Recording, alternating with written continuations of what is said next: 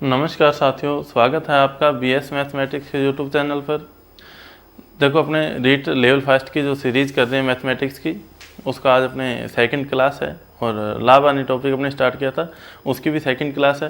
तो जिन्होंने इसकी फर्स्ट क्लास नहीं देखी लाभ आने की, वो देख लेना। बिल्कुल बेसिक से अपने मैथ कर रहे हैं, तो ये आपका बेसिक लेवल प्लस आपका जो एडवांस लेवल है वो सारा आपका क्लियर हो जाएगा। इसमें ये अपने 4-5 क्लासें देखेंगे लाभ आने की, उसमें आपका ये टॉपिक पूरा हो जाएगा। और इसी तरह अपने टॉपिक वाइज ये जो रीट की है पूरी मैथमेटिक्स करेंगे ना। तो ज़्यादा से ज़्यादा शेयर करना वीडियो को भी। तो फर्स्ट सवाल क्या है कि एक दुकानदार एक वस्तु को 12 से 1/2% लाभ पर बेचता है। यदि वस्तु का विक्रय मूल्य 630 है तो क्रय मूल्य ज्ञात करना है। देखो, आपको इस तरह का कोई परसेंटेज आ जाए तो इसको डायरेक्ट फ्रैक्शन में चेंज कर लो। 12 से 1/2%, इसका फ्रैक्शन क्या होता है, भिन्न क्या होता है, 1/8 होता है।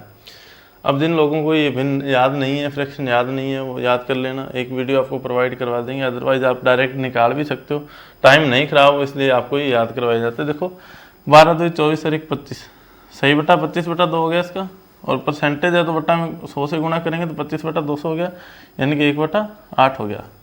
परसेंटेज को मैंने क्या किया, भिन्न में चेंज किया और कुछ भी नहीं किया। अब 1/8 लाभ का मतलब क्या हुआ, 8 पर 1 का लाभ होना।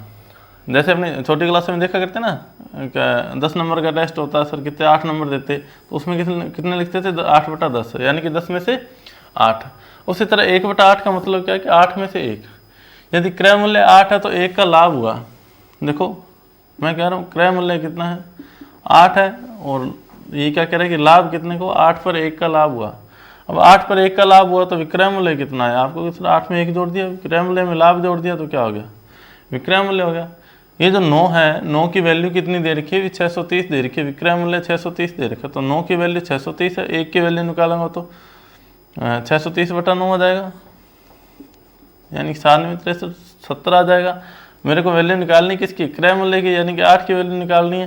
तो 8 की वैल्यू कितनी हो जाएगी भाई, 7 8 56, 560 रुपये क्या हो जाएगा, वस्तु का क्रय मूल्य हो जाएगा। बिल्कुल सिंपल सा काम करना है आपको, इसको फ्रैक्शन में चेंज कर लेना।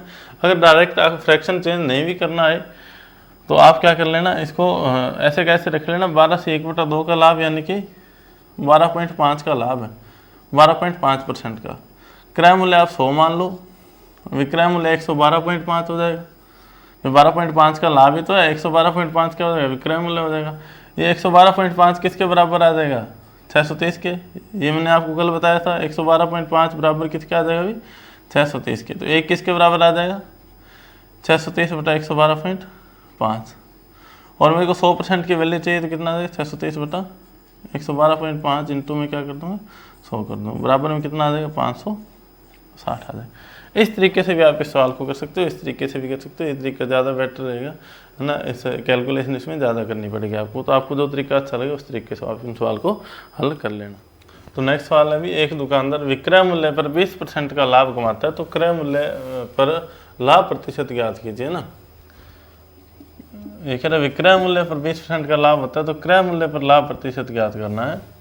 अब देखो, जो चीज़ यहाँ पे दे रखी है ना, विक्रय मूल्य पर 20% लाभ, तो उसको मैं क्या मान लूँगा, विक्रय मूल्य को भी 100 मान लिया मैंने। विक्रय मूल्य कितना है, 100 है। ये कह रहा है विक्रय मूल्य पर लाभ कितना है भाई, 20%, 20 का लाभ है। विक्रय मूल्य 100 है और 20 का क्या है, लाभ है। जब उसने 20 रुपये लाभ लेकर 100 में बेचा तो उसने खरीदा कितने में होगा अभी, खरीदा तो कम में ही होगा, तभी तो 20 का लाभ हुआ। और 100 में बेचा, ज़्यादा में बेच दिया, कम में खरीद के ज़्यादा में बेचा, तो 20 कम में खरीदा होगा, तो खरीदा कितने में भी, 80 रुपये में खरीदा। अब लाभ किस पे निकालना है, क्रय मूल्य पे निकालना है। तो मैं क्या कर सकता हूँ, 20/80 इंटू 100, यानी कि लाभ बटा क्रय मूल्य इंटू 100, 20 चौका 80 और 25 चौका 100।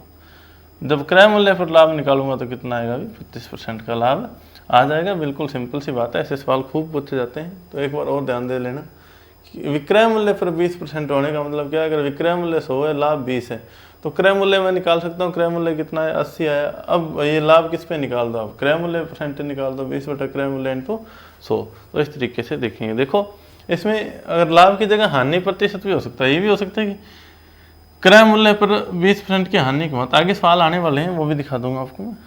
तो हानि प्रतिशत ज्ञात करो, दोनों जगह हानि दे दिया, तो मैं क्या मानता, विक्रय मूल्य तो 100 ही मानता। अब हानि हुई तो हानि कितनी की हुई, 20 की हुई। हानि 20 की हुई तो इसका मतलब ज़्यादा में खरीदा होगा, 20 ज़्यादा में खरीदा होगा ना, तभी तो हानि हुई। हानि कब होती है, जब ज़्यादा में खरीद के कम में बेचते हैं। तो क्रय मूल्य कितना आना चाहिए, 20 ज़्यादा आना चाहिए, तो क्रय मूल्य कितना आएगा, 120 आएगा। अभी क्रय मूल्य पे हानि प्रतिशत निकालना, तो मैं क्या कर सकता था, 20/120 इंटू क्या कर देता हूँ, 100 कर देता। 6 2 12 और 100 में 6 का भाग लिया है तो 16 2/3% का क्या आ जाता है, अपने हानि आ जाती है जब अपने क्रय मूल्य पे निकालते। तो यहाँ पे आप ध्यान रखना, लाभ दे रखा है, हानि दे रखी है। जब विक्रय मूल्य और लाभ दे रखा है तो इसका मतलब क्रय मूल्य क्या होगा, कम होगा। जब विक्रय मूल्य और हानि दे रखी है तो इसका मतलब क्या है, ज़्यादा में खरीदा होगा, तो उसमें 20 जोड़ दिया मैंने ना। इस तरीके से आप इस सवाल को देखोगे। नेक्स्ट सवाल है, एक व्यक्ति अपने लाभ को विक्रय मूल्य पर काउंट करता है जो 25% है। क्या लाभ कितना है, 25%। किस पे है, विक्रय मूल्य पे। तो मैंने क्या करता, जिस पे उसको 100 मान लो, तो विक्रय मूल्य को मैंने क्या मान लिया, अभी 100 मान लिया। लाभ 25% है तो लाभ मैंने क्या लिख दिया, 25 लिख दिया। अब जब क्या हो रहा है, लाभ हो रहा है, तो क्या किया होगा, इसने कम में खरीदा होगा, तो 25 कम में खरीदा होगा, तो क्रय मूल्य मैं कितना लिख सकता हूँ यहाँ पे, तो 25 का लाभ हुआ और 100 बन गया, तो क्रय मूल्य कितना, 75 में उसने खरीदा होगा। अब लाभ को क्रय मूल्य पे काउंट कर दो, 25/75 इंटू 100 कर दो, 25×75, तो मैं क्या लिख सकता हूँ, 33.33। बिल्कुल सिंपल सी बात है। 25% ऐसे ही हानि होता। देखो मैं दोनों सवाल आपको एक साथ इसलिए बता रहा हूँ ताकि आप इसमें कंफ्यूज नहीं हो, ये कम ज़्यादा क्यों, क्रय मूल्य एक बार ज़्यादा हो रहा है, लाभ होने पे क्रय मूल्य कम जा रहा है और हानि होने पे क्रय मूल्य ज़्यादा जा रहा है ना। तो अगर 25% की हानि होता, यहाँ पे अपनी हानि को क्या करता और यहाँ पे भी आपका हानि होता, तो आप क्या करते कि 100 में उसने खरीदा था, 25 उसको हानि, 100 में उसने बेचा था, विक्रय मूल्य पर हानि है, तो 100 में बेचा था, 25 की हानि, तो खरीदा कितने होगा, 125 में खरीदा होगा। तो मैं क्या सोचता, 25/125 इंटू 100 कर देता, तो मेरा हानि प्रतिशत आ जाता 25 125 और 20 तो 20% क्या आ जाता अपना हानि प्रतिशत आ जाता क्रय मूल्य पे। इस तरह से इन सवालों को हल करना है और देखना है। तो नेक्स्ट सवाल देखते हैं, थोड़ा अलग टाइप का है कि एक वस्तु को 996 रुपये में बेचने से प्राप्त लाभ उसे 894 रुपये में बेचने से प्राप्त हानि के बराबर होता है, तो क्रय मूल्य ज्ञात करो। देखो ऐसे सवालों को करने के लिए अपने एक तो आप बेसिक तरीका कर लेते हैं, एक आपको मैं इसकी शॉर्ट ट्रिक बता दूंगा ना। ये कह रहा है 996 रुपये में बेचने से प्राप्त लाभ, तो आप उसका पहले क्रय मूल्य मान लो, क्रय मूल्य कितना है, मान लिया क्रय मूल्य x है।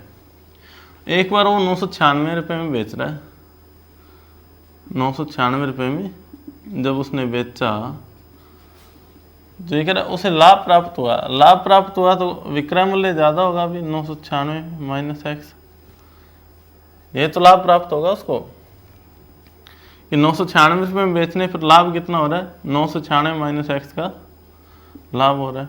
और जब उसको 894 रुपये में बेचेगा वो बंदा, तो उसे हानि हो रही है, यानी कि वो क्रय मूल्य ज़्यादा होगा, क्रय मूल्य ज़्यादा होगा तभी तो हानि होगी ना, तो इसके बराबर है ये हानि। अब ये कह रहा है ये वाला लाभ और ये वाली हानि दोनों क्या है, बराबर है, तो मैं क्या लिख सकता हूँ, 996 माइनस x बराबर क्या लिख सकता हूँ, x माइनस 894 लिख सकता हूँ। x इसके बराबर में लिखना ना, बराबर क्या लिख सकता हूँ, x माइनस 894, x इधर जाएगा तो प्लस का हो जाएगा, यानी कि x 2x हो जाएंगे, और 894 इधर आके प्लस का हो जाएगा, तो 6 4 10 0 और 1 18 और 1 19 9 1 1890। x की वैल्यू निकालूंगा तो क्या आ जाएगा भाई, 1890 बटा में 2 आ जाएगा, तो 9 2 18 4 2 8 1 और 5 2 10, तो उसका जो क्रय मूल्य है वो कितना आया अभी, 945 रुपये आया। देखो अपने क्या करना है, ये कह रहा है जब 996 रुपये में बेचा तो उसको लाभ हुआ, अगर लाभ हुआ तो इसका मतलब क्या है कि विक्रय मूल्य ज़्यादा रहा होगा और क्रय मूल्य कम रहा होगा, तो मैं 996 में से x घटा दिया। जब 894 रुपये में बेचा तो उसको हानि हुई, अब हानि हुई तो क्रय मूल्य ज़्यादा होगा, इसलिए ज़्यादा वाले में से मैंने क्या किया, कम वाला घटा दिया, तो ये हानि आ गई मेरे पास। ये कह रहा है ये लाभ और ये हानि दोनों क्या है, बराबर है, तो इन दोनों को बराबर रख के इस इक्वेशन को मैंने हल कर दिया। देखो ऐसे सवालों को डायरेक्ट हल करने के लिए जब लाभ और हानि दोनों बराबर हो रहे हैं तो आपको कुछ नहीं करना, दोनों विक्रय मूल्य को लेना है, इन दोनों का जोड़ करना है और 2 का भाग लगा देना है। जोड़ करेंगे तो 1890/2 आ जाएगा, यानी कि 945 आ जाएगा। ये जो फॉर्मूला है यहीं से लिया गया ना, तो एक्स की वैल्यू निकालनी हो, क्रय मूल्य निकालना हो तो इन दोनों का जोड़ हो जाता है, बटा में 2 हो जाता है ना, तो दोनों विक्रय मूल्यों का योग बटा में 2। आप इस फॉर्मूला से भी इसको हल कर सकते हो ना, बिल्कुल सिंपल सी बात है। ये कब लगाना है आपको, जब लाभ और हानि बराबर हो। ये तरीका मैंने आपको क्यों बताया, अभी आप आगे वाले आने वाले सवालों में देखोगे कि उसकी जो हानि है वो लाभ की 2 गुना है, हानि लाभ की 3 गुना है, या लाभ 3 गुना है। तो इस तरीके के सवालों में यही तरीका अपने को लगाना पड़ेगा, और वो तरीका आपका काम नहीं करेगा। ये कब काम करेगा, जब लाभ और हानि दोनों बराबर। नेक्स्ट सवाल देखते हैं, किसी वस्तु को 900 रुपये में बेचने से प्राप्त लाभ उसे 600 रुपये में बेचने से पर प्राप्त हानि का 2 गुना है। देखो मैंने ऑप्शन क्यों लिखे, क्योंकि ऐसे सवालों को ऑप्शन से करना ज़्यादा आसान रहता है, लेकिन मैं आपको बेसिक तरीका बता देता हूँ। क्रय मूल्य आपने क्या मानना है अभी, क्रय मूल्य एक्स मानना है। जब उसका फर्स्ट कंडीशन में 900 रुपये में बेचा, 900 में बेचा, तो उसका जो लाभ आया वो कितना है। लाभ जब आएगा तो उसका मतलब विक्रय मूल्य क्या होगा, ज़्यादा होगा, और क्रय मूल्य क्या होगा, कम होगा।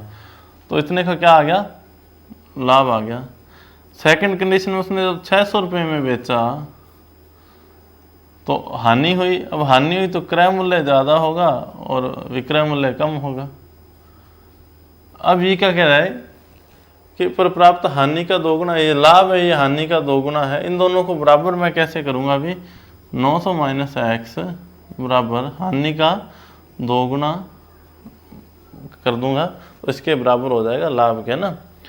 तो मैं क्या कर सकता हूँ, यहाँ से 900 माइनस एक्स बराबर 2x माइनस 1200, ये एक्स इधर जाएगा 3x हो जाएगा भाई, 3x और 1200 और 900 कितने हो जाएंगे, 21 हो जाएंगे। x की वैल्यू कितनी आ जाएगी, 700 आ जाएगी। इसका मतलब क्रय मूल्य कितना है, 700 आया।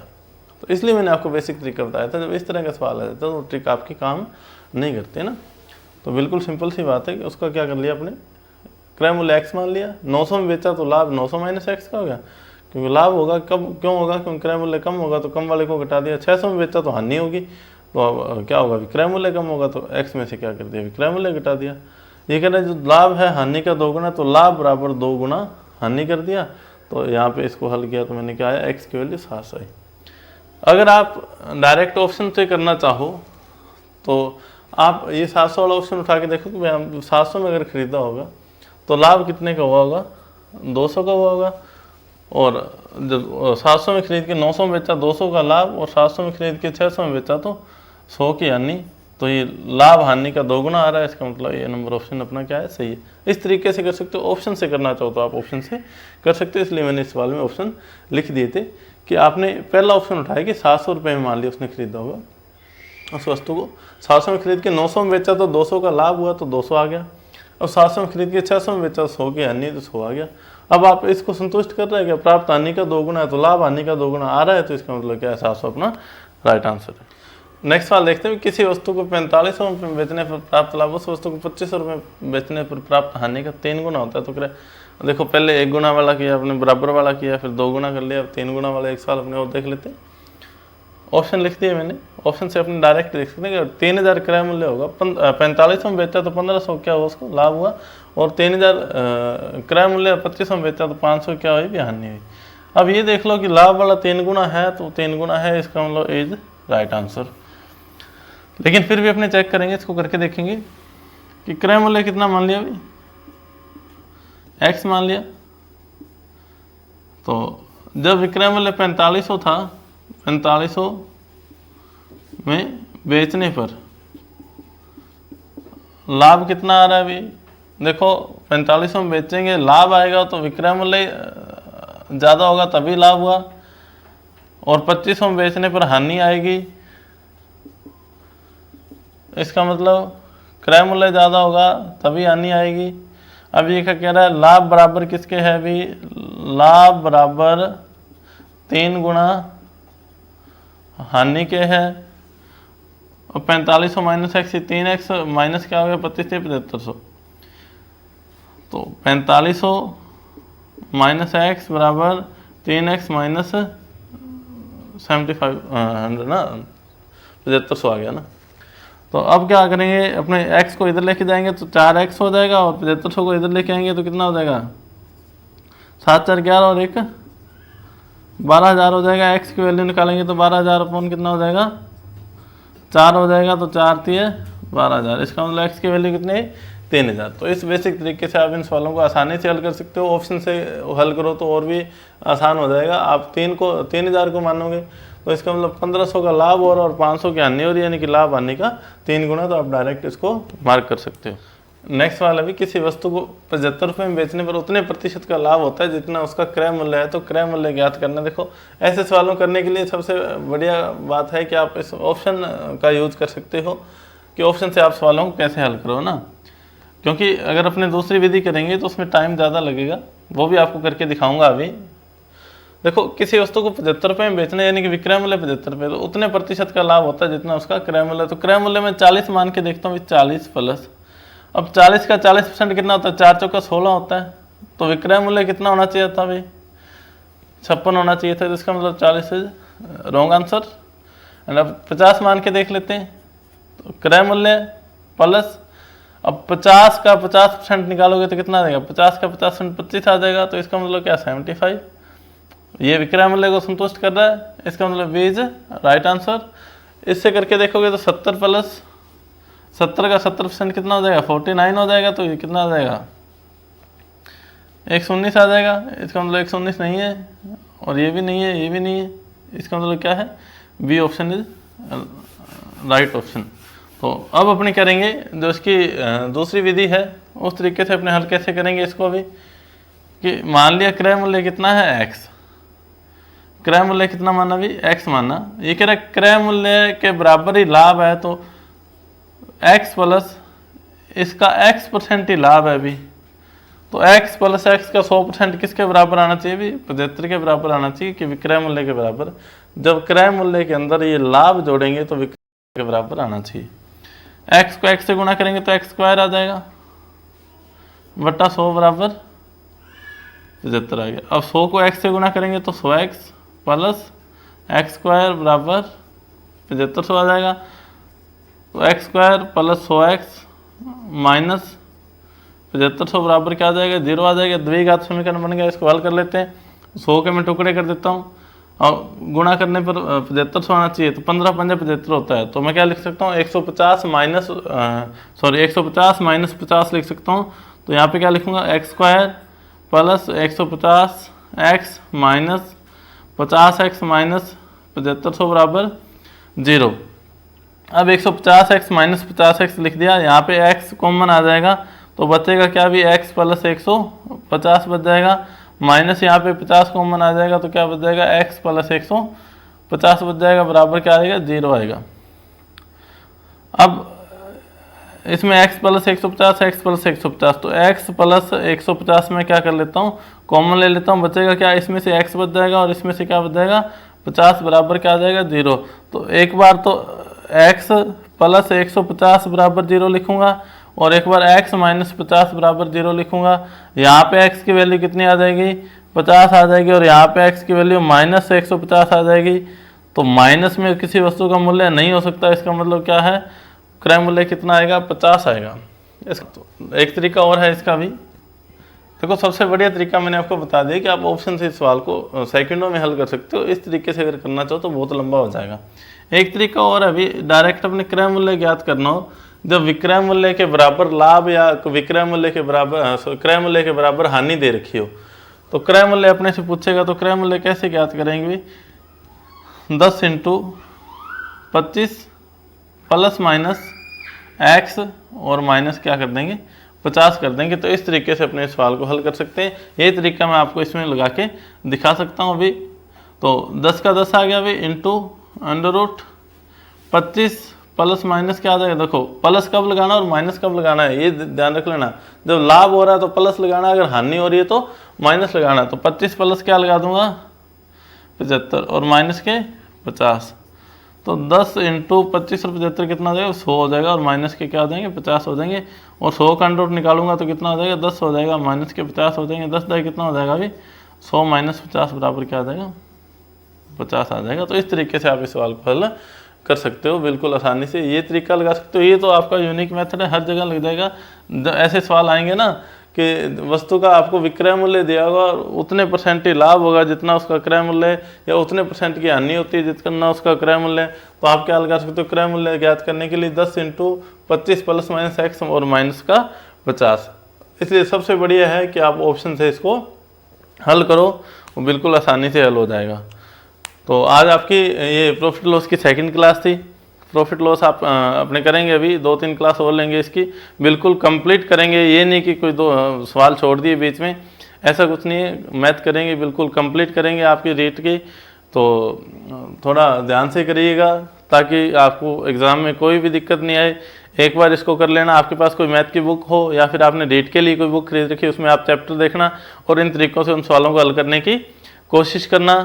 ज़्यादा से ज़्यादा चैनल को भी शेयर कर दो, सब्सक्राइब करो और लाइक करना, बेल आइकन दबा देना भैया, ताकि आने वाली सभी क्लासों का नोटिफिकेशन आपको मिलता रहे। Thank you.